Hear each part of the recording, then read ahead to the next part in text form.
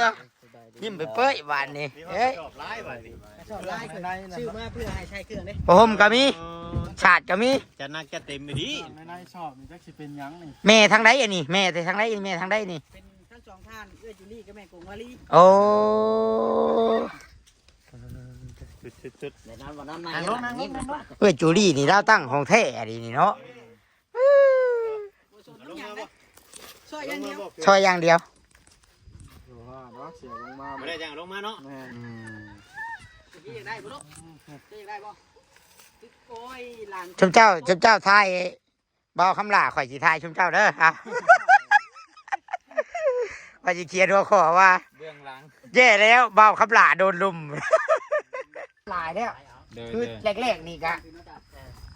ยังบ่มีอย่างนี้ใจต้นเนาะใจต้นเว้าเจ้าเว้าโดยตามหลังพังความ บาดพ่อเขาได้อย่างลายขึ้นไปแล้ว จะจับก่อนกู ที่เขาเห็น เอาขึ้นได้ท ที่คิดหลายๆเคสที่ผ่านมาน่ะมีหลาย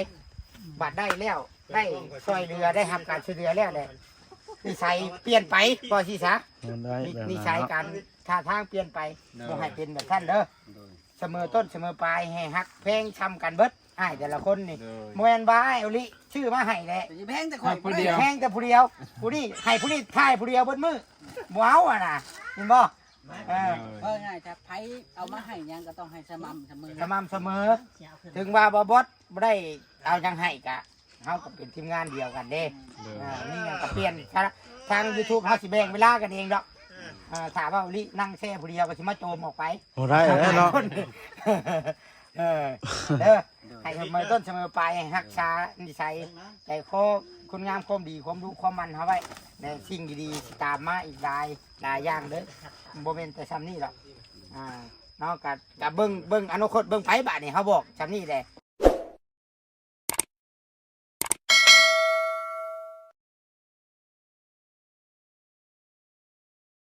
โอเคพี่น้องเปิดภาพมาบัดนี้ทักทายสบายดีเด้อทุกคนเลยกำลังเดินทางกลับไปบนอันเฮือนห่างเพื่องเพิ่นบัดนี้กับเบาเวียงนี่แหละยังอยู่กับเบาเวียงคือเก่าพี่น้องเลยโอ้ยสบายดีปลาลุงไว้โอ้ยโมเมนเบาหุ่จักดอกได้กินมีกี่นี่ ท้องนางท้องตึงเด็กันนางตา ไปย่าง อิ่มเลยกันมีแห้งแล้วบัดนี้โอ้แลนนี่ โผตัวมักย่องแค่นี่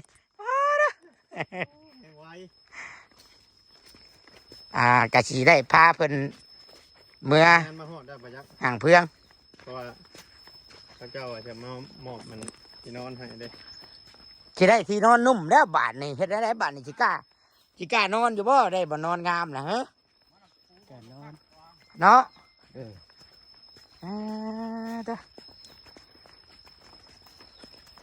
ได้บ่นอนงามหอยนอนใกล้คอกแบะช่ำบ่เวียงเอ้ย ใช่ยี่ดอกมันมีให้มีอยู่บ่ว่าคำนั้น ดูหินใต้เลย จักนะมันกระตนกระโตกัน มันมีไก่บ่ในห่างเพื่อก ระตนกระโตกับมันบ่ฮู้ซึกแต่นะบ่เวียงเอ้ยเราอยู่ มีไก่นั่นมันอยากนะ เราอยู่หันแล้วแบบว่าเบิ่งในกระโตเรามัน แบบว่ามันทนแบบกับความเจ็บปวดความนั่นมามัน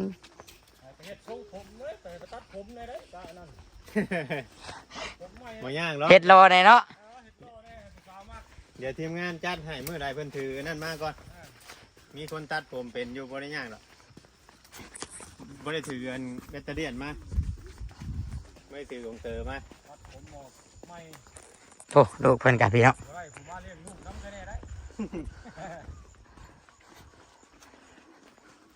ตัวนั้นน้ำหลังเนาะตัวนั้นเนาะ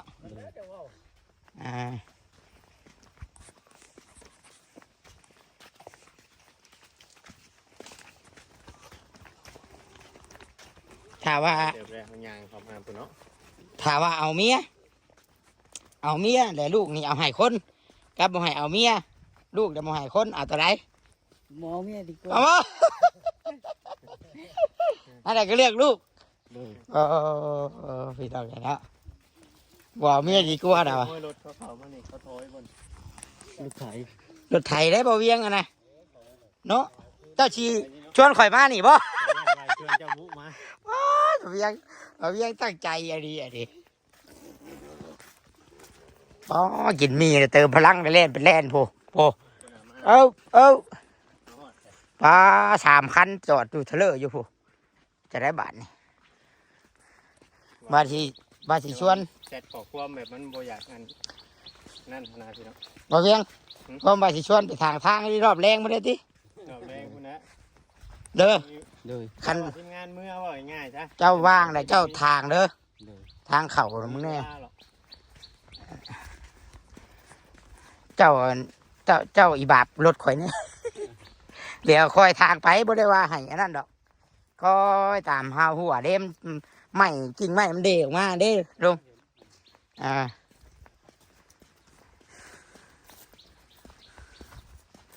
ถ้าว่าบ่เฮ็ดหัวไปชี้มันจะสิมีหลีกกันได้อยู่เนาะ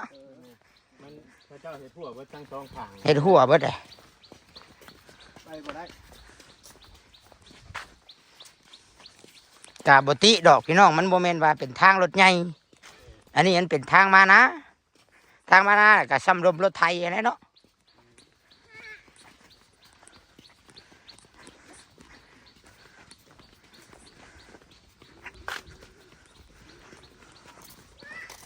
เฮ้ยทุกคนบ่เคยเห็น คือบ่เคยเห็นเลย นั่งอยู่ใน ไผอันน่ะบ่เวียง บ่อนุ่ง ไผอันน่ะบ่เวียงคือบ่เคยเห็นจักเทื่อ บ่อนุ่ง ฮะ บ่อนุ่งทางเมืองชนพุ่นนะ เพิ่นมากับไผอันน่ะ เดินมานำตาบุญมาแล้ว คือบ่เคยเห็นเนาะไปพูดได้ผู้ไปย่างไปผู้ย่างไปทางหน้าผู้ ไปในทีมงานเนาะ สบายดีเพิ่นเด้อแต่ละคนเด้อ พี่น้อง รู้สึกเป็นจังไดเป็นดาราเลยฮะดาราหน้าใหม่ไอ้นี่ยิ้ม คันมีผู้ชายมามักเด้สิเอาบ่ตอนนี้ ขี่บ่รถใหญ่ ฮะยังบ่เอาเนาะ เลย อ๋อเห็ดขาวนี่นะเห็ดขาวนี่ยังใหม่ๆนี่ ไปท่วงเฮ็ดท่วงหอนตู้เว้ย เห็นมันงามเนาะเห็นมันงามเลยสิ ยังเบาลีเราแก่กกใหม่มานำบ่น่ะตู้น่ะในกระบะรถน่ะมึงนี่ สบายดีสบายดีมายังนี่คนเมืองชนขึ้นมาฮอดที่ปั่นอ๋อ คือมาไก่เนาะ มาไกลแท้นี่มานั่งลงพี่ว่ากันนะ อึ้งเถอะวะ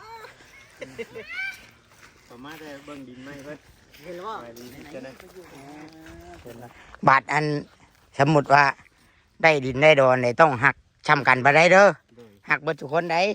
บ่แม่นว่ามีแต่บ่เวียงชื่อให้ได้สิหักแต่บ่เวียงได้ พุ่นไปนั่งอยู่พุ่น ทางทีมงานเท่าหนึ่งมานำกันเบิดได้จืด หักให้หักช้ำกันเด้อ ไปนั่งอยู่พุ่น สบายดีเอาห้องน้ำเอาขี่รถโดยที่บ่นั่นบ่ผู้นั่งห่างยางพ่อ สบายดีสบายดี เจ้าเห็นบ่รถจอดอยู่ผู้รถไผอ่ะน่ะบ่ จังหวะ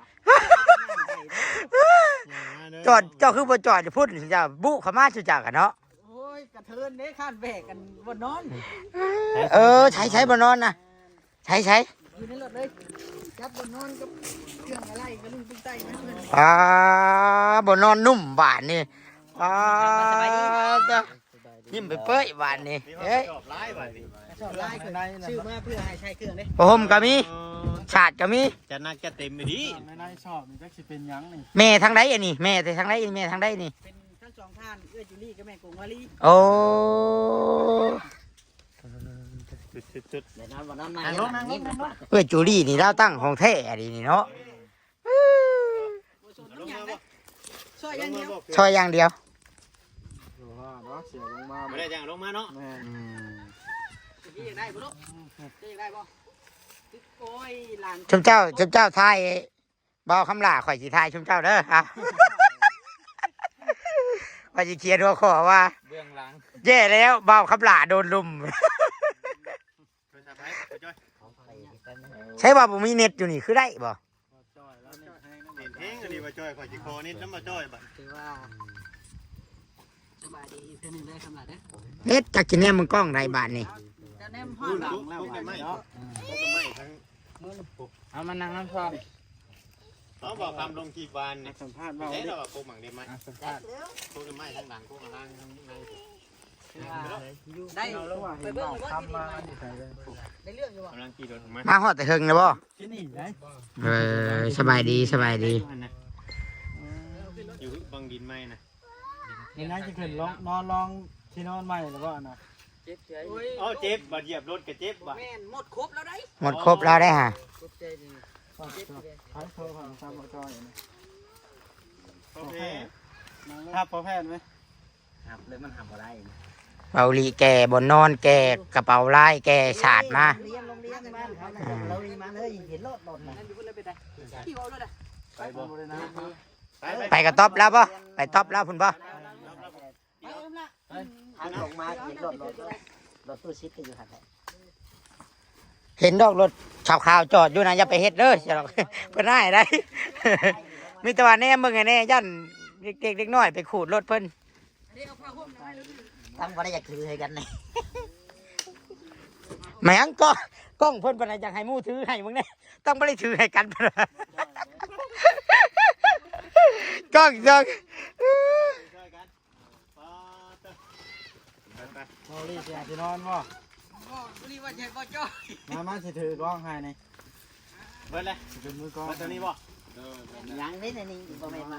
มีใครกัน เอามาจ้ะ โอ้ยประตูก็สิหนีบคนน่ะบาดนี่ ให้มีน้ำกินนะ นี่ได้นี่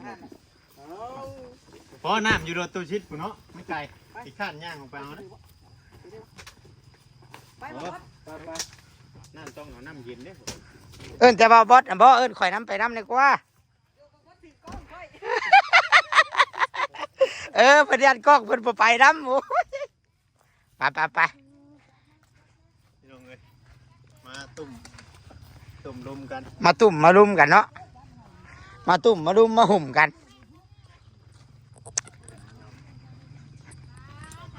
ปลาตัวอยู่ในนี้ มายังในมือจ้ะน่ะ ยาฉีดพัน โอ้ เครื่องใช้เนาะ เออ เครื่องใช้เครื่องซอย ใช่เครื่องแฝงชอบ ไอ้บอลเจ้าอยู่ สบายดี สบายดีสบายดี สบายดีโดย ป้าหมอแม็กกะพ่อหมอแม็กมึงนี่หมอแม็กกะเก่งอันนี้หมอแม็กกะ ส่งกับเสื้อเพิ่นบางหญ้าเต็มเพิ่นอะไร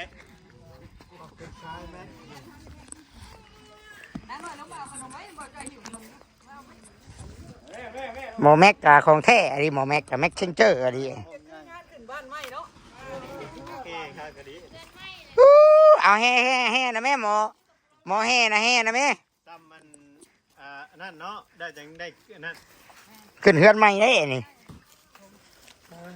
ขัดก็ดีนี่เป็นภาพที่ว่าประทับใจเนาะ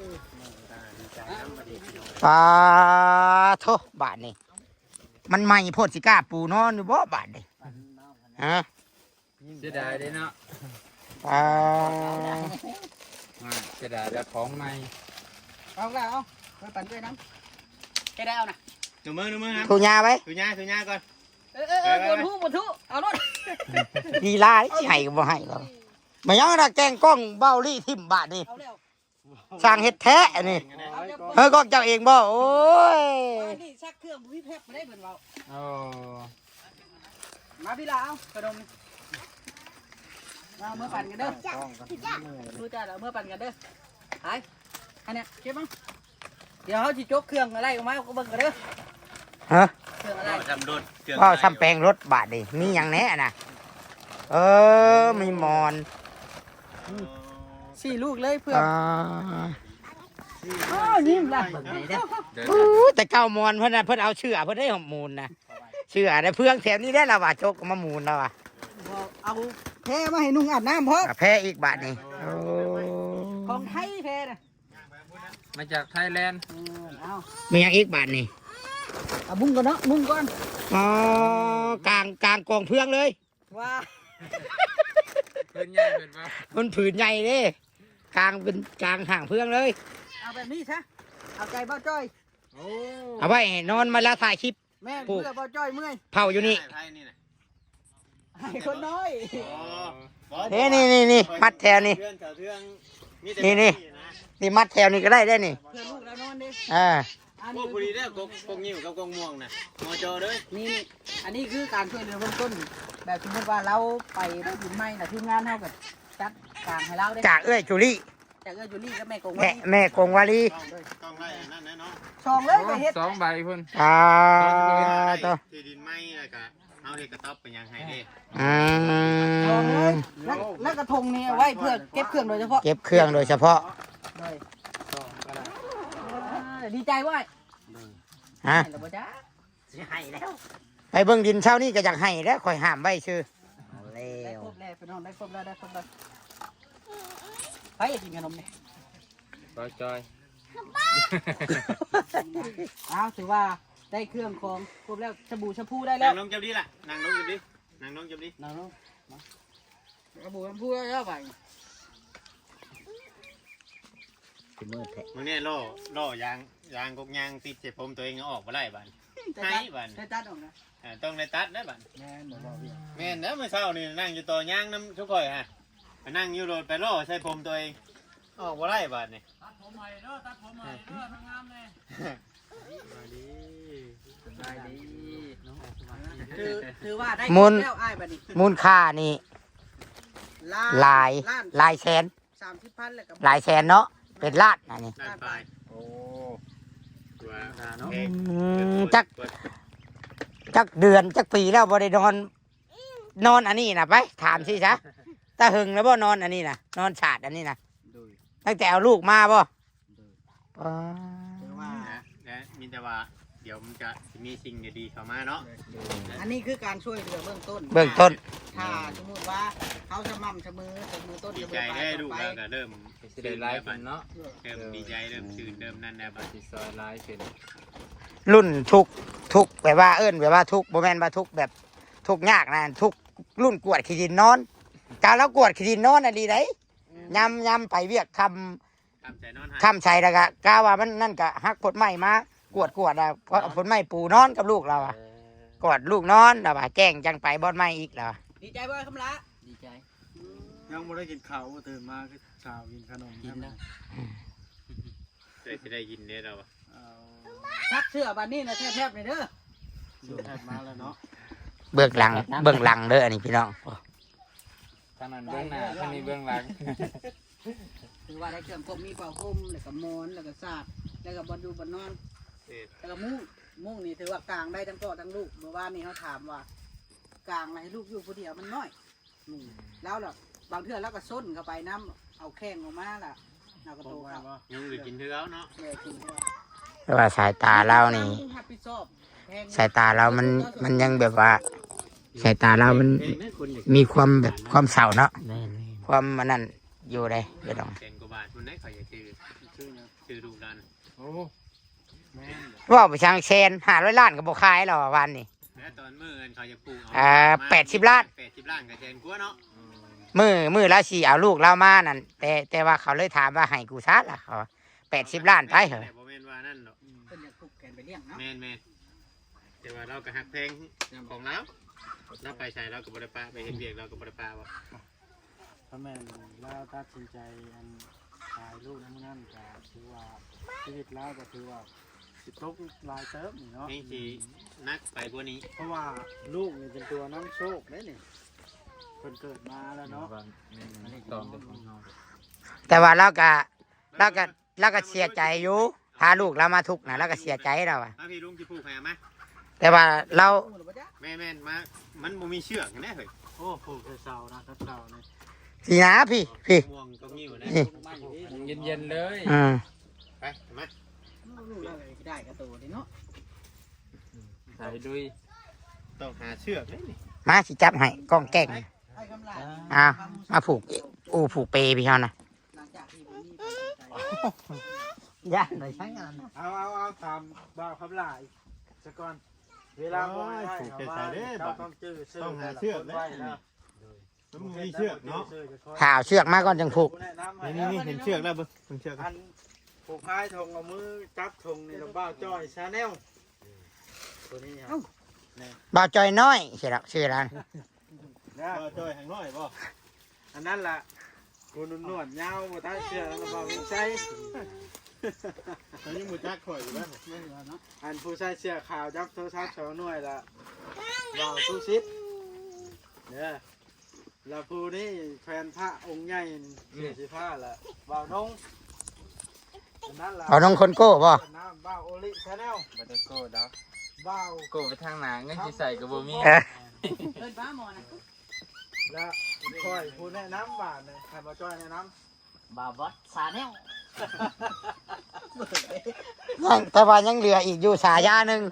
แต่ว่าเขาว่าบ่ได้ ก็ได้แต่ในรถ เขาว่าได้แต่อยู่ในรถ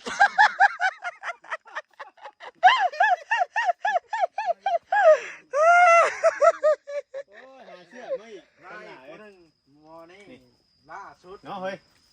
เชือกได้อันเดียวนึงนี่ เฮ้ยเอาตังค์นะ มา ชื่อได้อยู่บ่หลายคน เจ้า ก็ ต้อง ดอก เจอเด้อ เบิ่งอัน เขียนไว้ให้เรา เบิ่งให้ขอแนะนำบาทหนึ่งจับ ไป ขอแนะนำแล้วบาทหนึ่ง เราชักแล้วจังนัก เขา ก็ได้นะ เห็นมาหลายแล้ว เด้อ คือ เด้อ แรกๆนี่กะ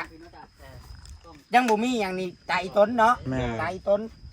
เว้าเจ้าเว่าโดยตามหลังฟังความ เด้อบ าดพ่อเขาได้อย่างลายขึ้นไปแล้ว เดี๋ยวจะจับก่อนข่อยวิ่ง ที่เขาเห็น เอาขึ้นได้ท ที่หลายๆเคสที่ผ่านมาน่ะมีหลาย